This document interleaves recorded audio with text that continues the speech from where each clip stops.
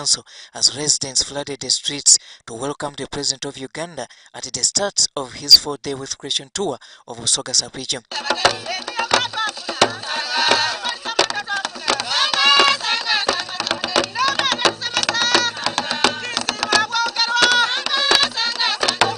The people sang in unison, although in different voices, as they celebrated the President's arrival.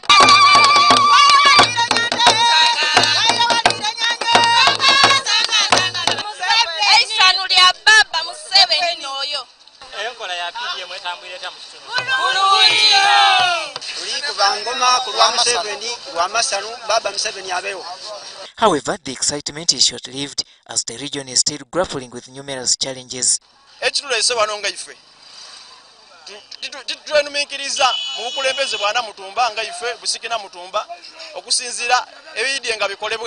Namutumba district, according to the assessment even which was done by the Minister of Water, is water stressed. Namutumba just has only 27% the areas that have water. We have so many swamps here and wetlands, but the water points are spotted away from the communities. So water for home use, for consumption and other, it's very, very rare. These concerns have not gone unnoticed, drawing the attention of local leaders, including ministers. Busoga, we need many things. People are talking of the hospitals. They want to tell the president that our hospitals are not yet, we need referral hospitals. Those are issues that people are demanding. People are demanding electricity. They say many of the villages, electricity has not yet reached there. They want pipe to water. The President's visit to Busoga sub-region presents an opportunity to discuss the way forward for the region. Of course, the roads are so bad. Namutumba has bad roads, including the road which is well known to the President, of which comes from Busembatia via Chibale to Nangonde, which is supposed to cross to Parish. His Excellency promised that road, and that road would be a very good access to create a market for PDM. So let us expect him, and let's hope that by the time he leaves Busoga, maybe we'll have a different, some good ideas on how he would have taught them. Issues surrounding security in Busoga sub-region have also been raised during this visit. Electricity, to remove the district from the darkness, because it's terrible. It is a lot of insecurity happening around, and security officers have assessed Namutumba as one of those districts that are having high levels of insecurity. Those who don't want to work, in many cases, come and challenge these ones by stealing their animals. They steal the food. If they come and take your animal, then you lose it all. Sometimes they get it. So security is a problem. Museveni will be in Busoga for 4 days until Saturday. Robert Onyango, UBC News. The parish development model has continued to register progress, with the latest story being that of Buala Tolofisa in Namutumba district. She partook of the parish development model that has made her dairy farming dream a reality. President Lauryn Masika, who has witnessed this milestone, sees a Ugandan population on a course to end poverty. When Buala Tolofisa almost gave up her dream of owning a dairy farm, the unexpected happened. The parish development model came her way. Today, she is a successful dairy farmer. Nze OPDM yanja gaine nga nimira abantu nga mpakasya nga nankasuna emitwalo janga 25 nga mpana ano ni OPDM na fuluma fuluma nsune milioni yesente ninyongera ko emitwalo janga 25 gena ali mpakasya ninjaba ninguronte emilioni moiza n'emitwalo 25. Operating and living in Kalamira village in Namutumba district, this success has been made possible with the support of her husband. Ontoyo atuyambire omubigogo ebibi batuwairo okumulembe gwana adisi tutolo busa tutwalo ku bigogo tutolo busa tutwalo ku mwanyi. The dairy farming couple has not succeeded without challenges. Pasture transportation, limited land for expansion, and additional number of cows are some of them. Babe tuligano tuligatono tulimpoloti tuli ku fuuti 10 ku 10 baba n'entambula ereeta ebisubi tutoolagala tetwikana mutwe saba kutuyamba kutugaziyaku tube 4 model acres bano ati anaba moda abaigulu twena tusituke. To address these challenges has been President Yoweri Museveni, who has witnessed the milestones. So since he has got her cow there, I will give her 12 million to buy 2 other cows. With this boast, Buwala could become like Michael Kazibwe, a retired teacher. He embraced the 4-acre farming model to debunk stereotypes that teachers are poor people. What inspired me is the slogan that teachers are poor. I didn't want to be among the poor teachers. So since I'm the fountain of knowledge, I teach students, I teach what I said, no, I must use my brain to change the life. Operating on 4.5 acres, Kazibwe has moved from 1 calf to 22 cows, 11 of which have been sold. Basically, the hope came from nuts. We started in 2013 with 1 cow from nuts. The cost of the amount of money they gave us then was 700,000, and we topped it to 1,050,000. So on top of the 7,000, we added 350,000 to make 1,050,000, and we got a calf. This is the kind of mindset change that President Yoweri Museveni, the architect of wealth creation, wants to see among more Ugandans. Because now I came to visit Kazibwe. President Harikobati, but Yabalimi Bandi, Okozo Kuikumi, and go much my tent, I see the Kuchadi Dayani, Kazibwe. Because of his good example. Oloko Banti, Adi Echo Bonerwap, Ekisa. But you have also woken up. Ayekisa mwena muzwire yo musitukire muzwire mundolo. And I congratulate you. Eratako obasima. And I give you 1 million each. Despite some challenges, leaders attest that it is all possible. Ekizibu kyokka kye tulina nti emiruka emiba giri kunyigizibwa okugamba bajja okumala ku financial yanga abantu bali kukifiiringa ate ng'ekizibu ekiriwo twatusalawo nti tujja kusala mu miruka kisanda kino aye kiri kunyigiza abantu baife. It is a real program that is intending to eradicate or to remove our people from the poverty levels so that they can also uplift a bit and later also to be among the wealthy people in the area. So we are going to deliver this message, and we are delivering this message to His Excellency the President, that your people now feel like the money, 100 million, is not enough. Actually, the people now are saying money should be removed from elsewhere. These are the programs where people are just corrupt and they put in PDM because they have now believed that money of PDM reaches the what? The targeted person. The parish development model was launched in early 2022 in Kiboko district, calling for this assessment that President Museveni is conducting. I'm Navka Farida and Henry Okrut. President Museveni has met a high-level delegation from the Emirates Airlines who paid a courtesy call on him at State House in Entebbe.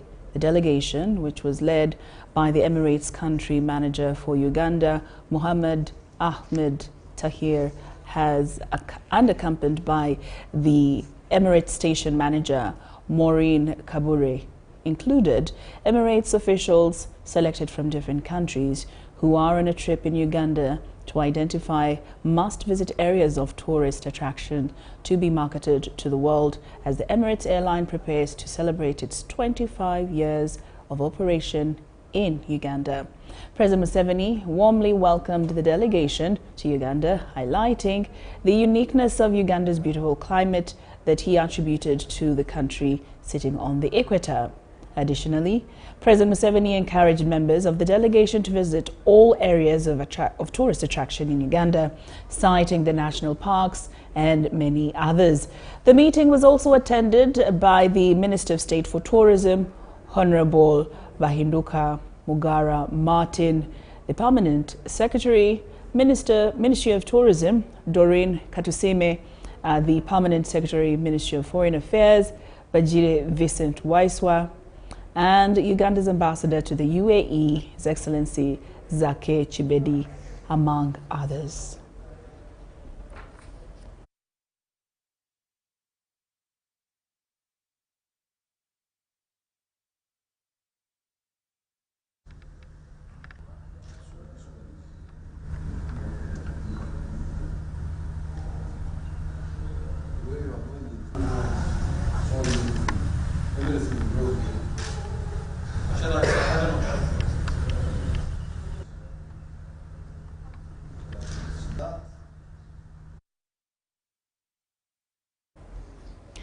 The Vice President, retired Major Jessica Alupo, has cautioned government servants against corruption tendencies that hinder effective service delivery in their respective areas of responsibility. This was during the launch of a capacity-building drive aimed at empowering communities, including Boda Boda riders, where she handed over motorcycles to the Boda Boda Emyoga Sacco leaders to enhance access to financial services. The Vice President reaffirmed the government's commitment to poverty eradication in Toroma Katakwi district. Toroma County in Katakwi district is undergoing transformative journey towards economic empowerment, thanks in part to active involvement of Vice President Major Retired Jessica Alupo. Over the past year, Toroma County has received over Uganda shillings 850 million in seed capital under the Emyoga program, catalyzing significant progress in poverty alleviation and community involvement. The revolving fund managed by the Microfinance Support Center has facilitated the formation of more than 100 Emyoga circles, a reflection of growing community confidence in the initiative. Toddy Patrick, the district commercial officer and Emyoga program focal person in Katakwi, acknowledged the program's impact, but noted the need for further capacity building and operational sufficiency, with some circles to address existing challenges. The high expectations of the community and the misconception of Emyoga as free money from government as opposed to access to affordable finance which are called invested and paid as a revolving fund. So people still think this money is free, while the Ruhakana call it casino. In response, the Microfinance Support Center has launched a targeted training initiative for Boda Boda riders and other community groups in Toroma. The initiative aims to equip beneficiaries with skills to form and manage circles effectively, cultivate a culture of saving, and access affordable credit to foster business growth. According to Baraza Joseph, the central manager of Microfinance Support Center, this initiative is designed to empower communities to take charge of their development through sustainable financial practices. Directed us to come and support, to come and create more awareness about the presidential initiative on job and wealth creation, Emyoga. And today he said particularly, let us begin with the Boda Boda riders. We also pledge that we shall continue to support. We shall come back again and offer training. During the launch of this initiative, the Vice President, Major Retired Jessica Alupo, urged government officials to refrain from corruption, which impends government programs that benefit the people. Today, Toromas and Pakras there, I've seen the road out they have worked on, but the culverts are there outside. A culvert supposed to be part of the road or besides the road. Someone should be arrested for that. That's impunity. So the civil servants who are here are very big people, very knowledgeable, very intelligent people. We shall protect you. We shall give you due protection as government to do your roles and responsibilities. But where there will be no compromise is on issues of the quality of services delivered, on the issues of the timelines of set targets and goals, and on the issues of corruption.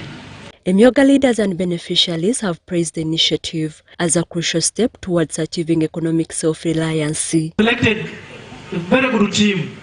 This is a very good choice for socio-economic transformation. Toroma County's journey exemplifies the transformational potential of tailored financial initiatives instilling hope and resilience at the heart of Katakwi district. Susan Nabugudde for UBC News. To come forward. Thank you, Susan. Have a good day. Now, the Prime Minister, Ruhakana Banda, has directed the Ministry of Finance, Planning and Economic Development to study proposals from several countries that have expressed interest in processing garbage into valuable products. Nabanja made the directive today during a meeting between Jospong, a Ghanaian company that has also expressed interest following the Chitezi landfill disaster that left 34 people dead and hundreds displaced. The Ghanaian company Jospong today tabled a proposal of approximately 900 billion Uganda shillings to set a garbage processing plant in Uganda. On the 10th of August 2024 was a day of sorrow and grief after a tragic incident that left 35 people dead, resulting from the collapse of garbage at Kitezi landfill. Ever since the disaster happened, several companies, both local and international, have expressed interest into adding value to Uganda's garbage. This morning, Jospong, a Ghanaian company, tabled a proposal before the Prime Minister Ruhakana Banda to set up a garbage processing plant at a cost of $250 million, approximately 900 billion Uganda shillings. The investment in the plant is to be done by Jospong, which they have proposed to be about $250 million. The product out of the garbage, that is manure or plastic, will be the property of the government of Uganda, and government of Uganda will be responsible for marketing and distributing that product. Earlier, the management of Jospong had made the Prime Minister to start the project at their own cost without government of Uganda spending taxpayers' money. Now, the managers of Jospong informed the Prime Minister that Ugandans will have to pay a levy of $25 per 1 metric ton of garbage for the treatment of the garbage, and the proposed fee is $25 per ton. And this they propose to be paid through government levying a levy on fuel, property, any mode of taxation. I think that's where finance comes in. No one will take higher risks like what I'm doing. I'm taking higher risks. No one. From Italy, you go further, they will charge you per ton. From Dubai, the company, they share, I know them, they will charge you per ton. And even in Dubai, it's the government, the state, who have invested. It's the state who have invested the whole one. And then also, let each of them tell you what he has done in Africa before. None of them have done any treatment plant. I'm doing it in Lagos. I'm doing it in Kenya. I have an agreement with Kenya. I'm doing it. I told you when you came, there was nothing to do with a levy. That is a change that has come in now. I asked you 3 times, how will you manage? We shall sell the products from the garbage. I again asked you, how will you manage? It's now a shift. You have changed. Now you want a levy.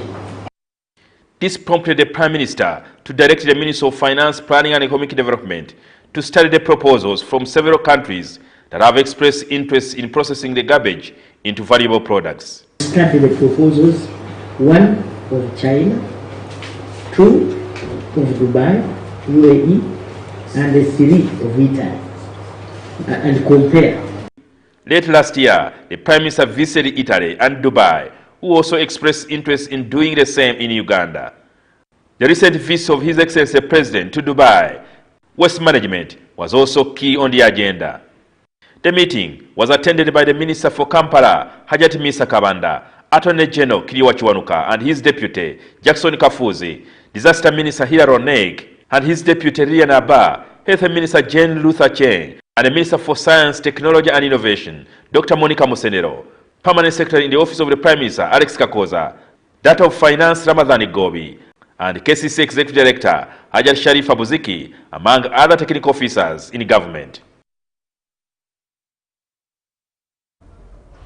Now, the president of the Uganda People's Congress has set the record straight on the relationship between UPC and the ruling National Resistance Movement. Akena's statement comes amidst rising tension ahead of the 2026 elections, where UPC Betty Amongi and NRM's Dr. Jane Ruth Echeng, both hailing from the same sub-region, is set to compete on the same parliamentary seat. Coming here, which I would say Dr. Jane has fought for this collection agency, but has failed to deliver on the motorcycles. So you come to my constituency to do what? To honor Dr. Jane on a program which I started. But the truth of the matter is, we're two different political parties. Every election I have contested against NRM. There is nowhere there is a non-compete clause anywhere that if UPC is fielding, NRM does not field, or NRM is fielding, UPC does not field. I've contested against NRM, always. First election, Samingola, regional vice chairman, NRM, I defeated. Next election, Orech Jogo, I defeated. Next election, Awich Pola, external issue of NRM, I defeated. Last election, Onyango, NRM, I defeated. Now what is your problem? Are you scared of competition? Betty Among has been contesting with NRM. We've been contesting with NRM. Now we want to contest. You're screaming as if something has gone wrong. What is wrong with you? It's competition. On the other side, I'm a sportsman. I do motorsports. Even if we're teammates, when the race has started, I am going to win. I'm not going there to play. I'm going to win. I'm going to compete. So why are you crying? Why are you cutting off all of these young Ugandans who should have an opportunity to vote? So I'm going to use everything within the means available to me. I'm going to call upon IPOD. I'm going to call upon all institutions. Let Ugandans be able to determine their own future in the presidential and parliamentary elections of 2026. The cutoff point should not be now. You can do it within reasonable time where you can produce a register for that election, but cutting off in February is something which is not going to be acceptable.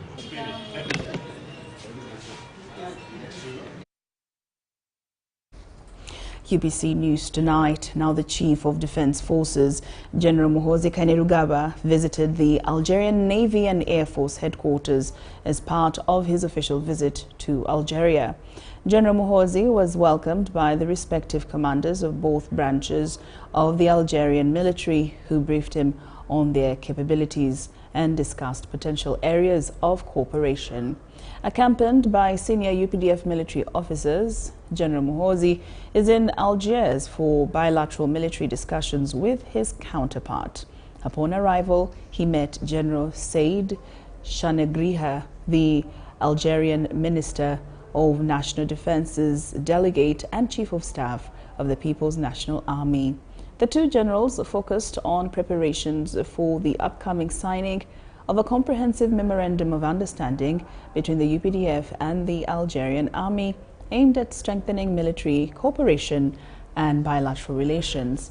Later, General Muhoozi visited the Algerian Navy headquarters and received a briefing on the Air Force's capability and the Navy's role in securing Algeria's territorial water.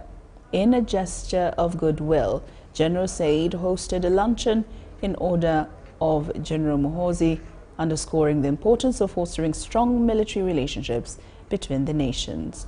General Kainerugaba's delegation included Major General James Birungi, Chief of Defense, Intelligence and Security, Major General Bob Ogiki, Joint Staff Policy and Strategy, and Major General Keith Katunji, 5th Division Infantry Commander.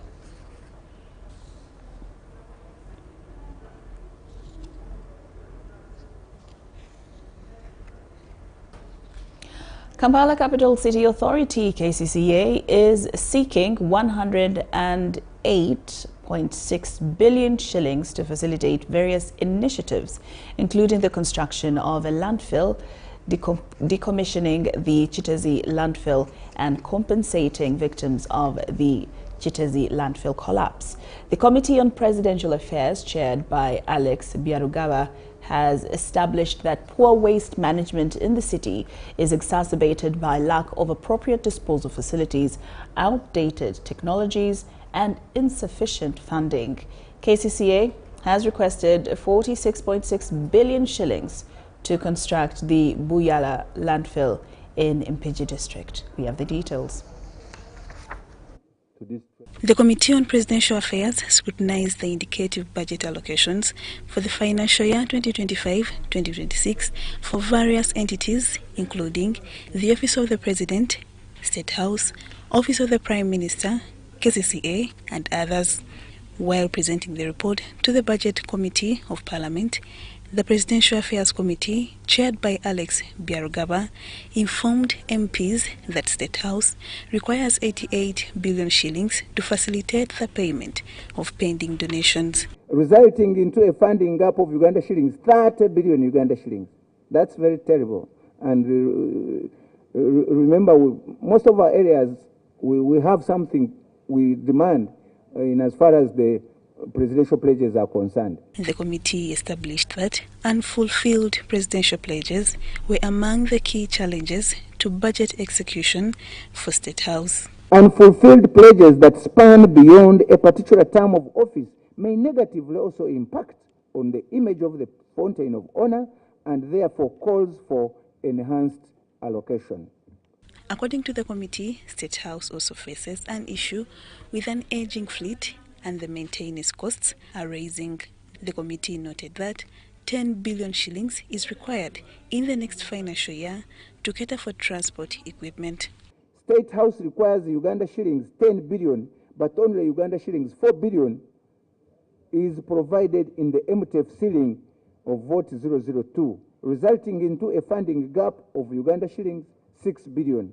Mr. Chairman, the committee recommends that shillings 6 billion be provided to Vote 002 to facilitate the retooling of State House. To ensure proper solid management, Kampala Capital City Authority is seeking over 108.6 billion shillings. 45.6 billion shillings will facilitate the construction of Buyala landfill in Mpigi. 14.0 billion shillings will be used to decommission the Chitezi landfill. Another 14.0 billion shillings is allocated for compensation of the affected persons. 1.8 billion shillings is allocated to construct 48 houses destroyed by the wasteland. Instead of 7 trips per day, because of the funding gap, this truck can only ferry 1 trip. The committee also noted that despite the calamity that occurred at Kitezi last year, solid waste management continues to receive the same allocations as in the previous financial years. The committee established that Uganda shillings 10 billion is required for garbage collection, fuel, but only Uganda shillings 6.6 billion is in the indicative provision, resulting into a funding gap of Uganda shillings 6.4 billion. However, some MPs on the Budget Committee questioned the Committee on Presidential Affairs regarding the distribution of resources. We need to pick out 31 billion in a leaping economy to put up a strategic school for strategic security studies. In all that, on all these sectors, I've not come across any misallocation as far as the funding is concerned. Lydia Chomkama and Gloria Gutabinji, Parliament. Now, the Banyaranda Cultural Development Association is threatening to take government of Uganda to the East African Court for denying them citizenship by birth. Now, this follows their meeting with the president on Tuesday, where President Museveni insisted that any Rwandese born in Uganda after 1946, when boundaries were being made, is not a Ugandan citizen. The constitution only recognizes Kinyarwanda-speaking people from the districts of Kisoro, Ntungamo, and Mpororo, and according to association chairperson, Rwandans are everywhere in Uganda.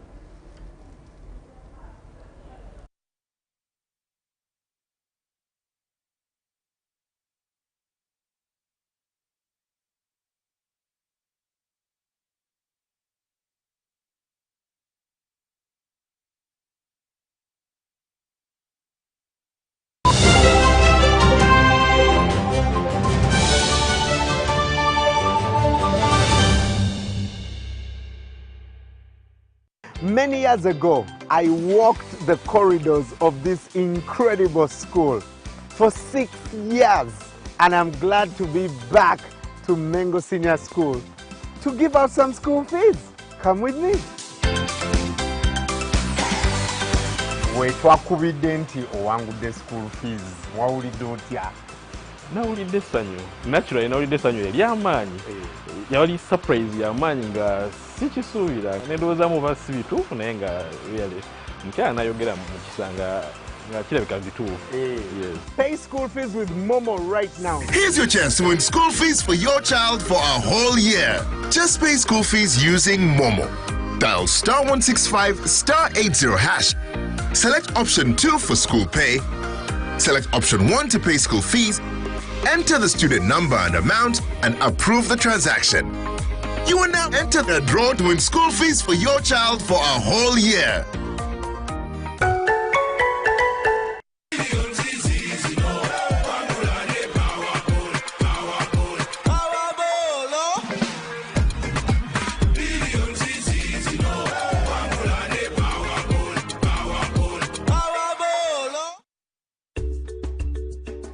According to the Uganda Bureau of Statistics Census report of 2016, in Uganda, 12.4% of the population, about 4.5 million, live with a disability.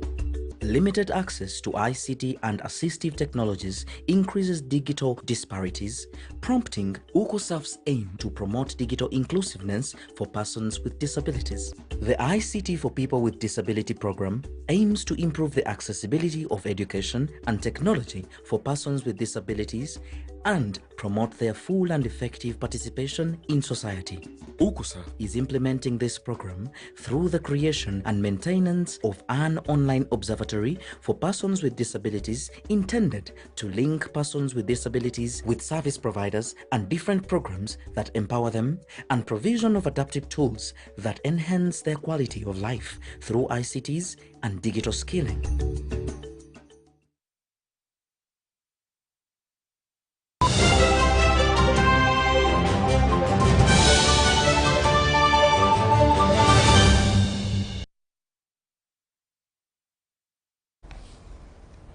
Welcome back from that break. We're glad you're still with us. Now, in more news this evening, Kagadi District faced a delay of voters register and low turn-up of eligible voters to verify and update their names at various parishes and sub-counties. According to the update and registration officers, the delay was attributed to the Electoral Commission that didn't send the registers on time. Eligible voters who were seen returning home after finding missing registers say they were not happy after trekking long distances and failing to verify their names in the registers. Things are not going well. First of all, the activity is running slowly. They are coming here requesting for the registers. They want to see themselves. They want to see their names in the registers. And the registers, we don't have them. Mercy Ataho, Kagadi District Returning Officer, says the exercise was moving on well, though she called upon residents who did not find their names to return as the lacuna is electrified, as she explains. They should know whether their names match with their pictures, whether their age is correct on the register, because sometimes we find voters on the register whose age are showing they are underage when they are eligible voters. So it is better they come and check the correctness of their particulars on their register for purposes of election. Kagadi District has a total population of over 500,000 people, with total eligible voters of over 100,000 people. Meanwhile, in Arua City, the resident city commissioner, Swalik Agupale, is warning village chairpersons against soliciting bribes from the community who seek support in the ongoing update and registration exercise. For example, you need a service delivery, you need to get services, you go to at least one or to an office, somebody demands for a pay. That is unacceptable, because that one will derail or it will affect service delivery to the wananchi, which is something which we do not want to happen. He further added that with the current high rate of corruption, if they don't caution the local chairpersons, extortion and bribes will create opportunities for non-Ugandans to also find their ways into the registration process of voters. Any LC who accepts bribe or extortion during this period, the law will have to deal with. The law will prevail over him or her, because this is the aim is to help the nationals. According to West Nile Regional Electoral Commission Officer Shesha Juma Adam, village chairpersons play a critical role in eliminating non-Ugandans from registering as voters ahead of the 2026 general elections. We have the participation of LC1 and security, the Gombora Internal Security Officer and the District Internal Security Officer. They participate in the verification of citizenship. So in this exercise, we are not necessarily excited about numbers, because if you're excited about numbers in a border area like this, you run the risk of registering people who are not eligible.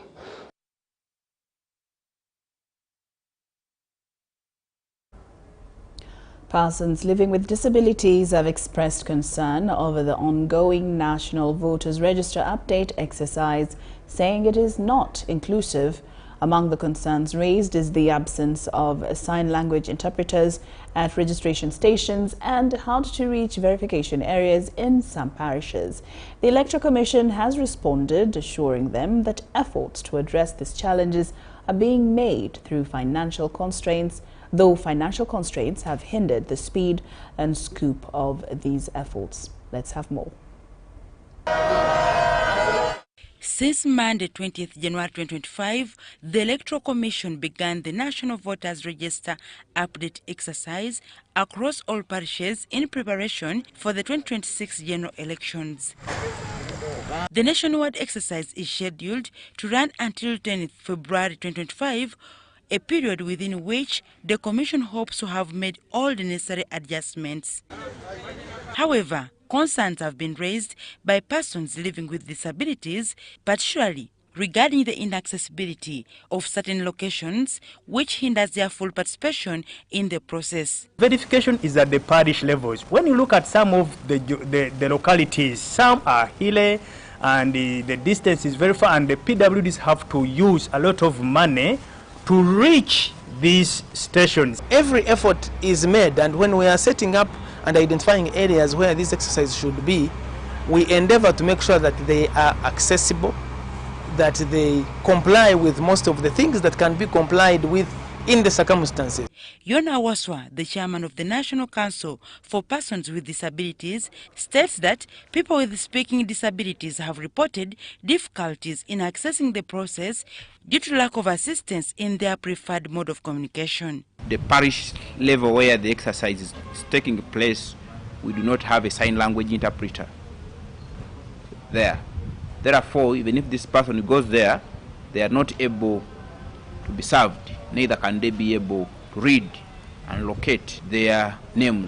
They argue that before the exercise began, the Electoral Commission met with various stakeholders, including those representing persons with disabilities, to capture their concerns, but to their dismay, none of the concerns raised has been implemented. We are here because the Electoral Commission has failed to implement what we recommended. There are issues that require reforms in the law. There are issues that require long-term planning, but there are also those issues that can be done today, and those that can be done within the means available, they are addressed. Persons with disabilities have threatened to sue the Commission if their requests are not considered.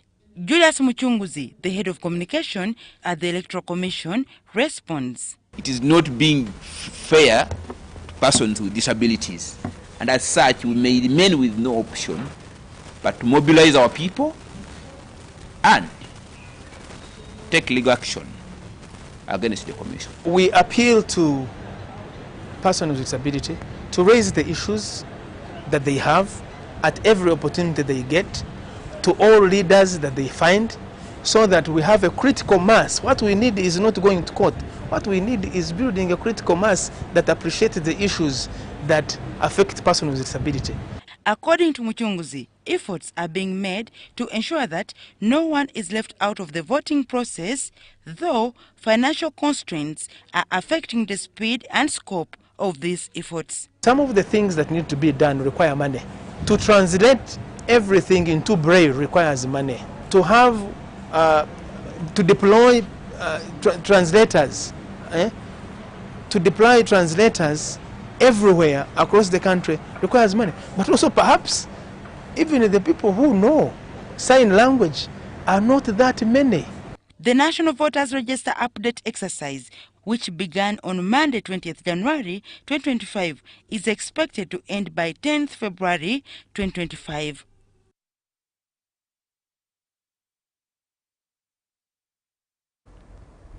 Now, the National Voter Register Update exercise is ongoing across the country, with Mukono district among the participating areas.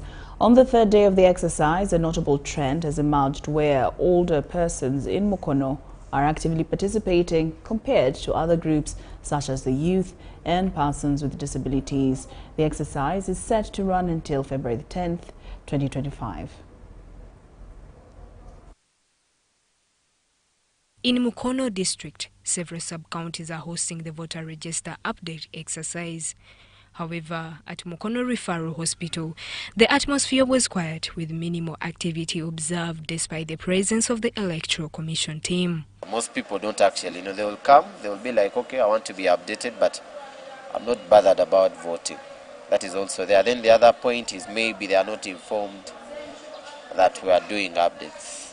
Meanwhile, in Chingiri sub-county, the story was slightly different. Here, a number of people showed up to register and update their details. However, concerns were raised about the insufficient manpower compared to the numbers of residents seeking services.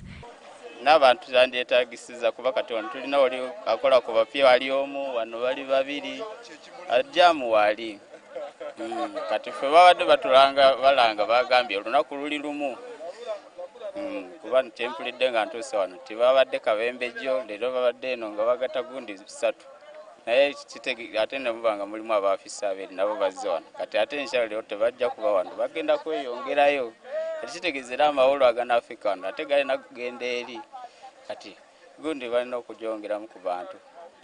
Others pointed fingers at the Electoral Commission, citing inadequate civic education to inform residents about the exercise. Okusookera ddala ekintu kino abantu balinga abatakimanyi.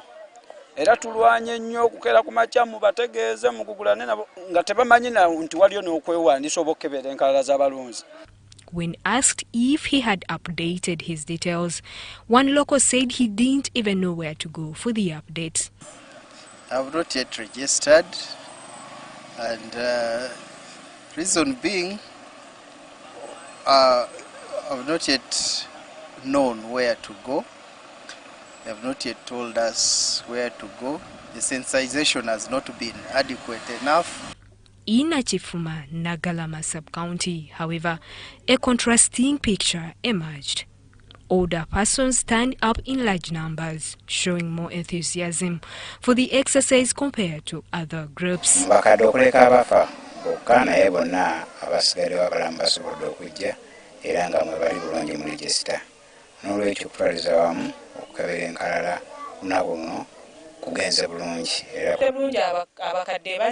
Bekebeza mu nkalala abawezezza emyaka 18 nabo bazze beewandisizza tanapu ebadde ennungi.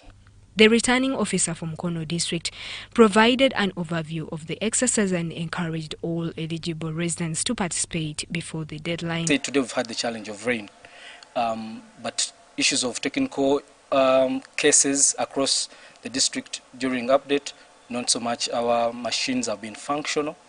The challenge has been getting as many people as possible to these update centers, but we've upped up our publicity drives across the district. We have personnel right from the parish level to the sub-county level to the district level, informing our people, mobilizing our people to come out and be updated. The Electoral Commission has emphasized that the exercise will end on February 10, 2025, and no additional dates will be granted. Justine Nakame, in Mukono. Now, the brutal murder of Dr. Wilfred Olila, an ENT specialist in Kalaki district, has sent shockwaves through Uganda's medical community, raising more questions than answers. Dr. James Okello, General Secretary of the Uganda Medical Association, UMA, Lango branch, stated that the incident has intensified fear among medical practitioners. He was brutally killed. The killing of Dr. Wilfred Olila sparked significant discussions within the medical fraternity about their safety and the public's recognition of the immense dedication required to become a specialist like him. Continue, don't get tired of sensitizing the public how important a healthcare provider is. So I see some grumbling with our population, some sentiments which are not good. They sort of devalue the role of a healthcare provider, more so a specialist for that matter. We don't have many specialists in Uganda. We have doctors. Speaking to journalists, Dr. James Okello emphasized that this tragic incident has deeply traumatized the medical community and could have severe consequences for the healthcare service in the region. And these killers, they don't know that they could be themselves the patients one day, or their relatives. Members of the UMA Lango sub-region described Dr. Wilfred Olila as an irreplaceable specialist, a mentor, and a source of inspiration for many within the field. And being a former executive member of Lango region, he was our treasurer, and UMA has taken it up. So the burial is going to be UMA-led burial. Dr. Drake Adupa, a senior consultant gynecologist who worked alongside Dr. Olila at the former Lira Hospital, reflected on his late colleague's open and bold character. He noted that Dr. Olila's death leaves a significant void, especially since only 2 young ENT surgeons remain in the entire Lango sub-region. He was not this one who talks behind people, and that one also rubbed him badly with some other people. Even in his private practice, when he says this is the thing, he meant it completely. What was it behind to this murder? Because personally, he's a calm person, he's a person who is reserved from work to home, he's not involved in politics. I think the public should have mercy on health workers.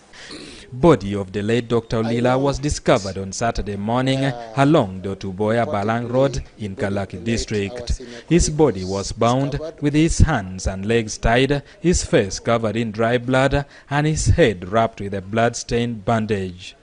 His burial is scheduled for Saturday 25th at his ancestral home in Ayami in Lira district. Edi Ulwa, UBC News. Very unfortunate right there. Now, 15% of the budget allocated for public procurement has been reserved for special interest groups such as women, youth, and people living with disabilities. This procurement was made by Benson Turamye, the Executive Director of Public Procurement and Disposal of Public Assets Authority, during a one-day training on women, youth, and people living with disabilities at the PPDA head office in Kampala. Benson Turamye, the Executive Director of PPDA, has highlighted that the special interest groups have been failing to participate in public procurement due to a number of reasons, including corruption.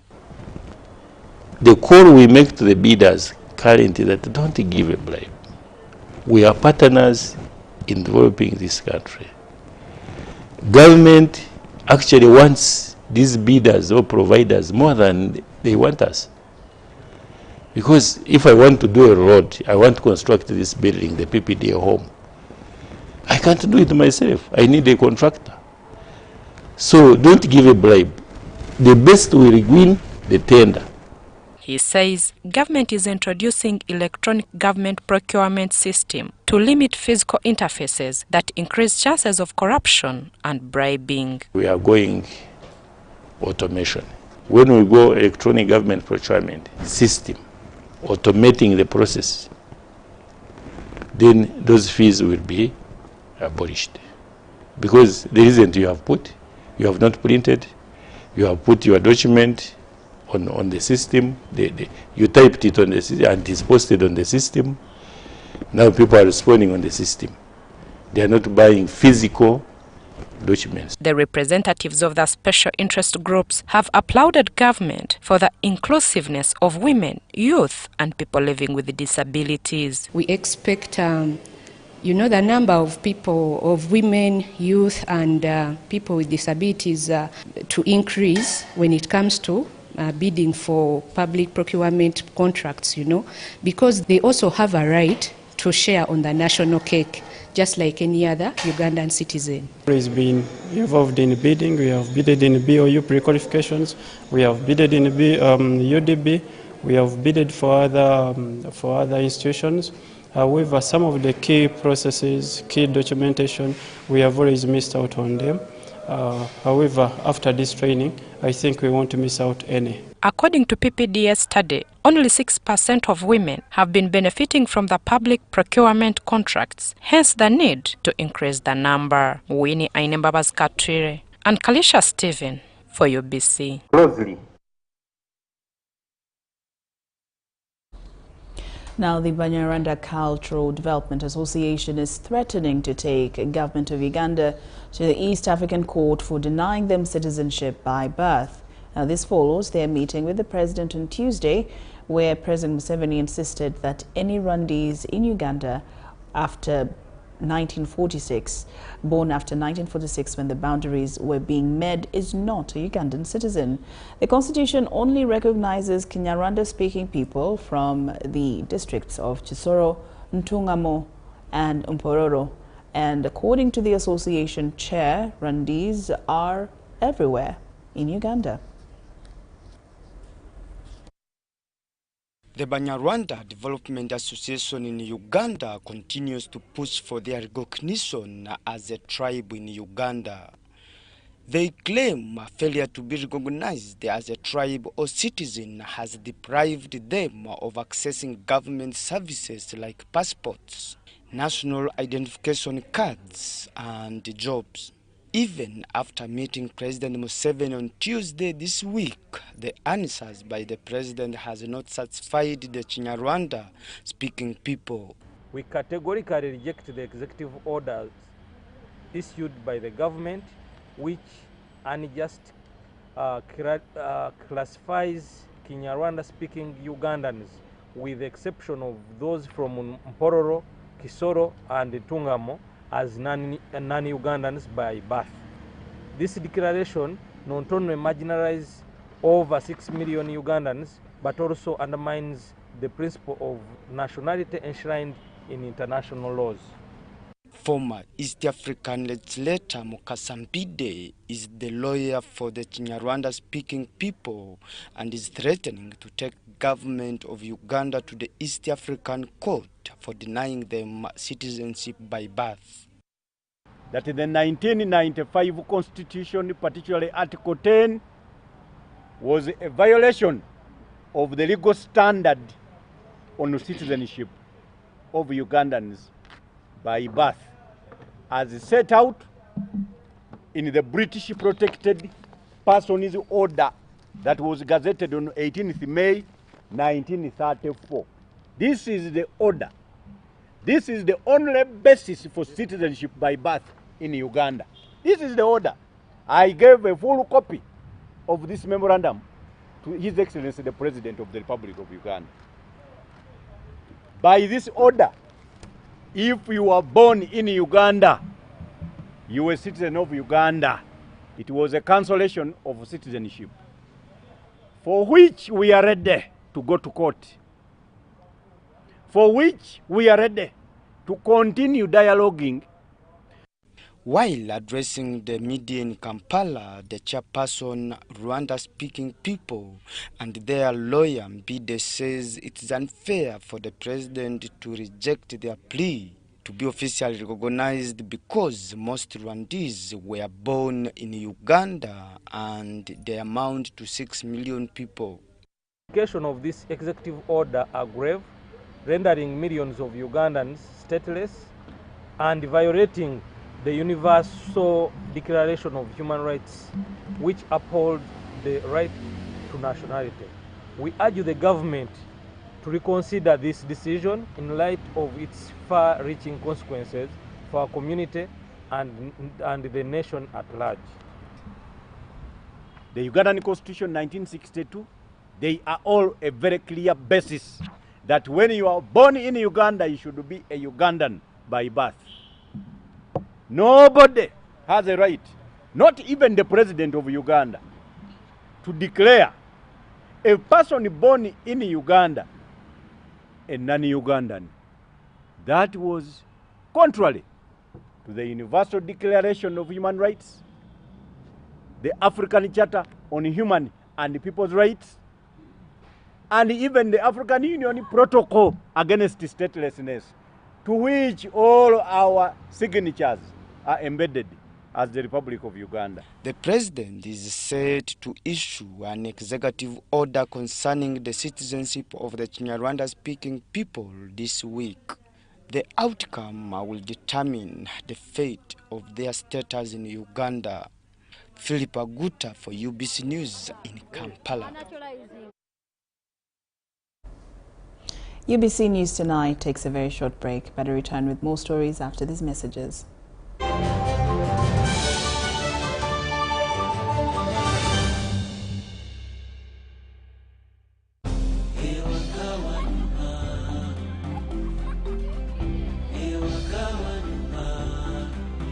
Tukwaniriza waka eri ebisanyusa.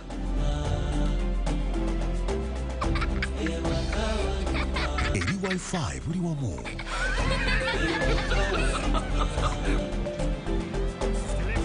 Eri speedi za internet eza waggulu. Eri obukuumi.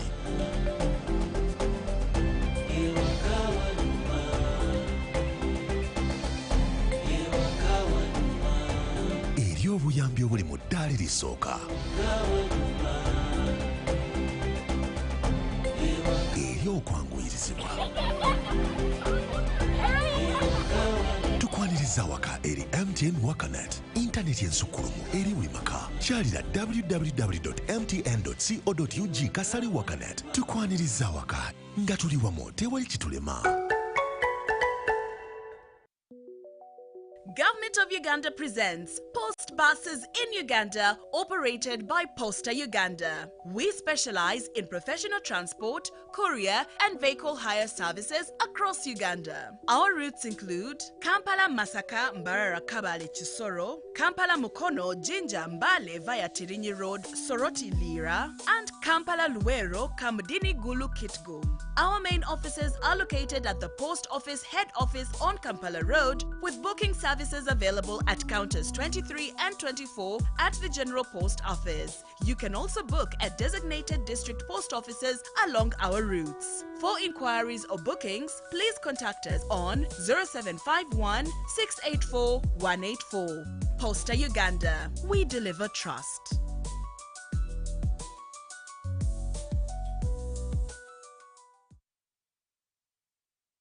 Step into a world of excellence, comfort, and pride with Royal Foam Furniture, crafted to perfection right here in Uganda. We bring you state-of-the-art living room furniture and bedding products at affordable prices.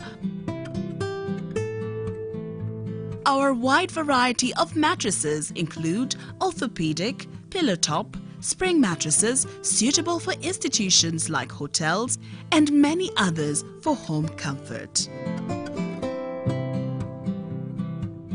With every piece telling a story of royal excellence, our products are built with the highest quality materials made to last.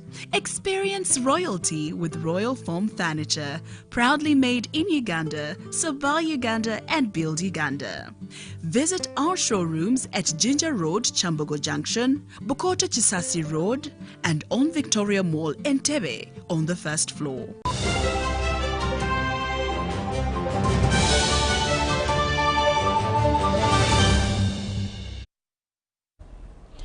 Welcome back from that break, and now into the business scene. Emyoga entrepreneurs from the Elgon region have been encouraged to formalize the certification of their products to improve their competitiveness both in local and international markets. This call comes from an engagement hosted by the Microfinance Support Center during a regional business client engagement convention at Wash and Will Hotel, Mbale City, where various stakeholders underscored the critical role of certification in business growth and market dominance. Efforts to combat poverty among 68% of Ugandan households has gained momentum in the Elgon region as Emyoga beneficiaries focus on value addition and enterprise development. Most businesses are not formalized, most of the Emyoga businesses. So it becomes a key for us to really deal with such stakeholders such that our people embrace. From transforming local bamboo into items like jugs and jewelry, entrepreneurs face challenges in product certification, a crucial step in accessing regional and international markets. In this case, when we want to reach the market, we need such products to be certified, such that we are able to penetrate our local market, but also penetrate the international market. Today's training, we have access, and it looks like it's not going to be so complicated for us to have our products certified. And once our products are certified, we are going to hit the local market. At a regional business client engagement meeting organized by the Microfinance Support Center in Mbale City, registration experts emphasized that certification ensures quality and boosts market acceptance for locally made products, paving the way for brand growth and wider recognition. You'll notice that most of the people that are registered are actually making more money. Just because you're a smaller taxpayer and maybe you're getting these small monies, you think you're actually there. But the truth is, with registration, it comes a lot of benefits. You are legally known in the register of business entities. That is a company register and a business name register. And then access to financing. The Uganda Registration Services Bureau and the Uganda Revenue Authority underscore the importance of compliance with regulatory standards. Proper registration, a taxpayer identification number, and UNBS certification enable businesses to scale, enter new markets, and build consumer trust. If you've registered for a till, it doesn't stop there. Follow up on your till. I've made this business. Have I declared? Come and visit our offices. How do I operate my business better? What am I lacking? Basically, that is all that URI is actually a support function. Legal disputes, when your product is certified, you'll avoid issues to do with legal issues. Mbale Resident City Commissioner Asumani Nansike reaffirmed the government's commitment to funding micro-enterprises in line with Vision 2040. Thank you for the cooperation, microfinance, and I want to request that we keep on that.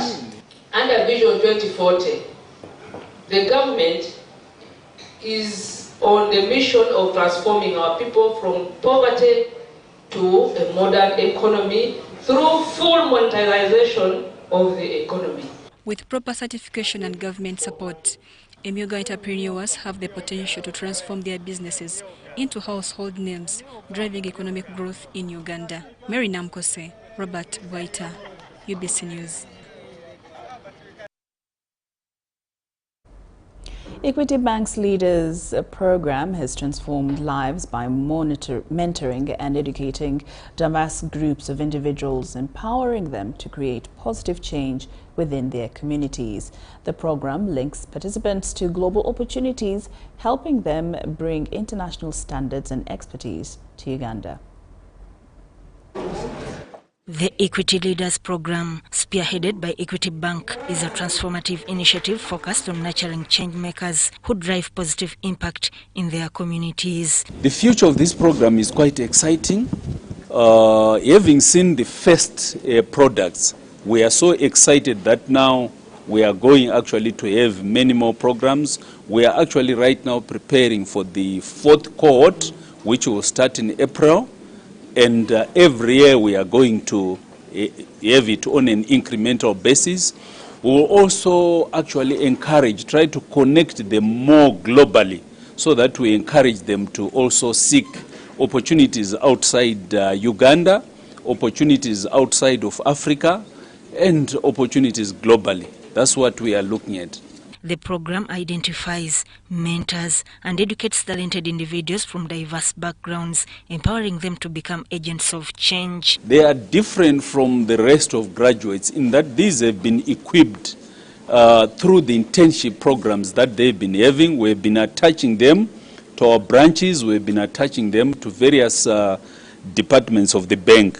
So what actually we expect, they are much better, more competitive than the rest in terms of them being marketable. So, of course, we have a first right of refusal on them to onboard them into the equity skills pool, which is a priority.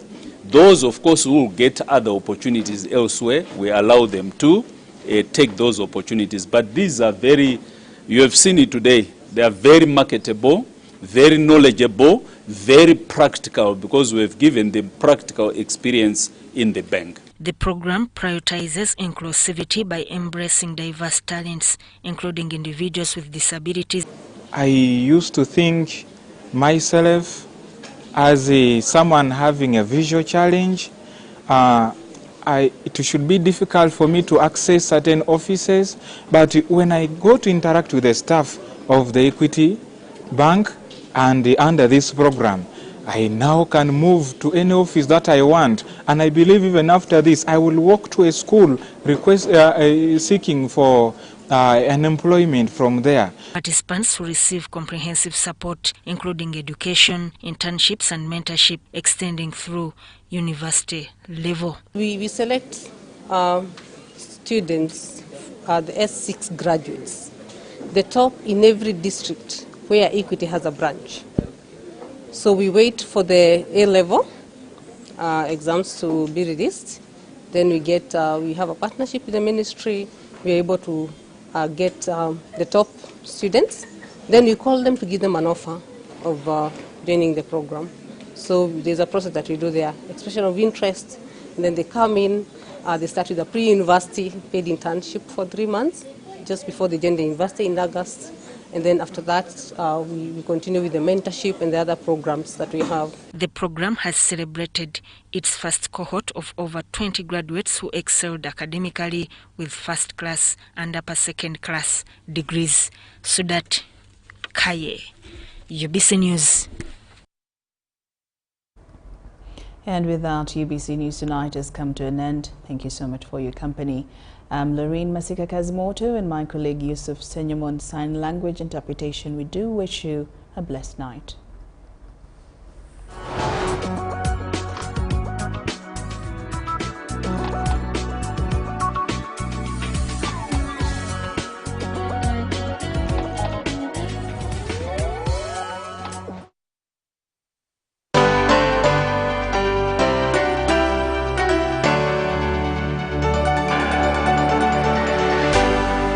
UBC, inspiring Uganda. A smile that is white, fresh and beautiful is a smile to be proud of. Discover new Colgate White and Fresh for the whole family with high quality and an incredible price. Many years ago, I walked the corridors of this incredible school